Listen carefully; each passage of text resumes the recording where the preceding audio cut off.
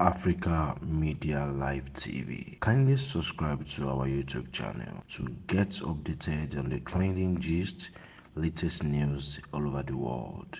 Like our page, subscribe, and share with friends. Thank you.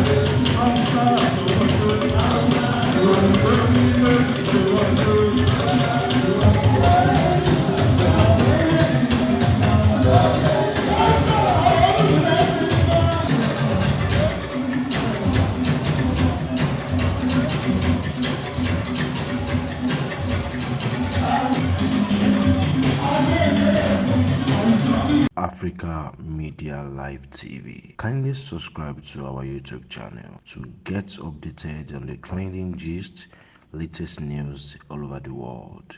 Like our page, subscribe, and share with friends. Thank you.